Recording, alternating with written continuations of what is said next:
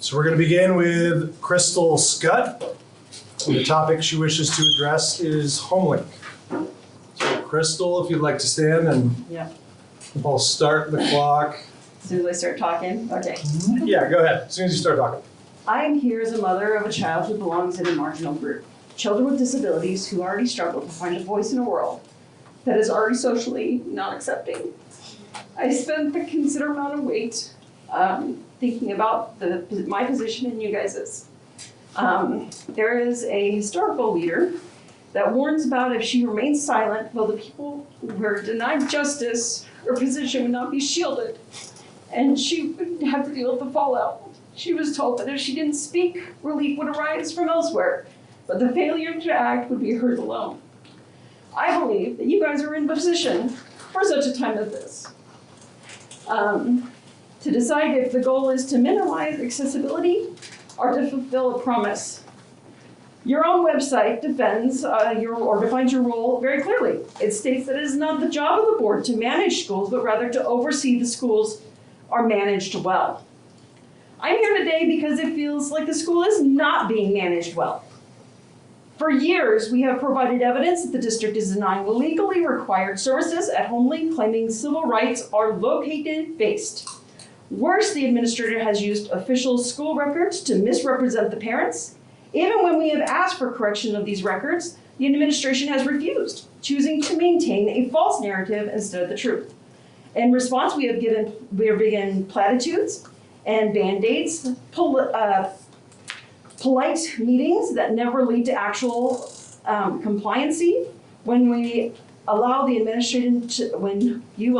administration to treat a systematic denial of rights with a minor procedural tweak, you are failing in your duties to oversight. You are allowing the district's operation outside of the law. The administration has taken unilateral measures to limit enrollment, bypassing parents, and ignoring legal requirements of prior written notices. We have heard from other parents throughout the HomeLink program asking how to get their kids help. We have seen a pattern where the group of students are ignored at HomeLink administration until a support-related issue arises, at which point the response is discipline rather than support.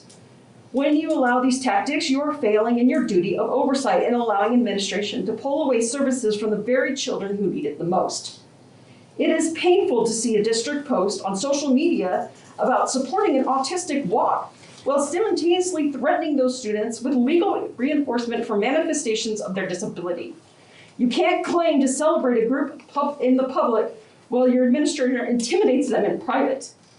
These students don't need another Band-Aid or post for social media. They need the board to do the job. It defined for itself. Oversee these schools, follow the laws. Relief will come, the law will ensure that. But I am asking you to be the source of that relief. Don't give us more platitudes. Use your voice, fix the foundation in which it's still within your power to do so. I leave you with a statement. Speak up for those who can't speak for themselves.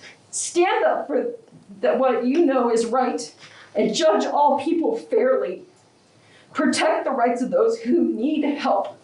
Keep the promise you made to this community.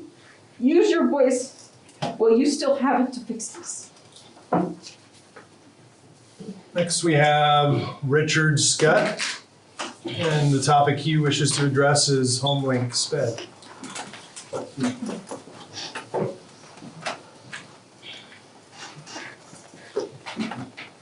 Members of the board, I'm here tonight to speak about the legal and factual obligations regarding special education within HomeLink ALE. First, let us establish the legal facts. Under law, WAC 392-550, ALE programs are public schools. Students enrolled in them retain all civil rights and educational rights. Federal law under IDEA Section 504 and the Child Find Mandate guarantees a free and appropriate public education that requires the district evaluate, with parental consent, every student who is thought to have a disability. By available enrollment numbers, it is my understanding that HomeLink is the second largest school in the district, yet it is the only school without dedicated full-time educational staff. Because of this discrepancy, families of children with a wide range of disabilities have been forced to transfer the students out of HomeLink just to receive the specially designed instruction the student needs and the district is legally required to provide within the ALE. When the HomeLink parents have requested evaluations for conditions like ADHD, autism, and dyslexia, they are frequently told to go to their primary care doctors instead. These facts prompt several critical questions. Does federal law allow a public school district to outsource its child find evaluation obligations to private medical doctors? The law says no. Must students surrender their right to special education to participate in an ALE? The law says no. Can a district legally justify a framework where students are forced to leave their chosen public ALE program simply to receive basic, legally mandated accommodations? The law says no. To the HomeLink families listening, I know many of us deeply value our independence in our homes and our children's education. Under federal law, special education is strictly consent-based process. You, the parent, are the ultimate authority. The district cannot evaluate your child or implement any services without your explicit written permission.